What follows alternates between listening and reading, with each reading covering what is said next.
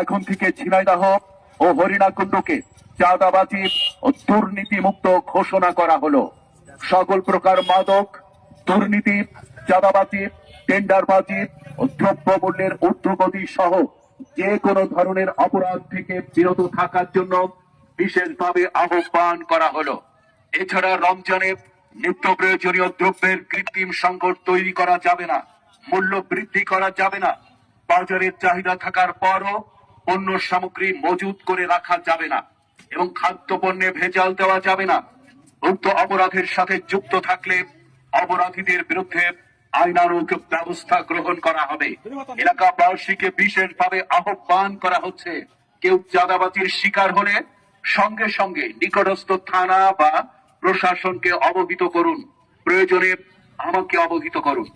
অপরাধীদের প্রশ্রয় না দিয়ে আইন শৃঙ্খলা রক্ষায় প্রশাসনকে সহযোগিতা করুন। আহ্বানে আলী আজম মোহাম্মদ আবু বকর, মাননীয় জাতীয় সংসদ সদস্য, ঝিনাইদহ 2।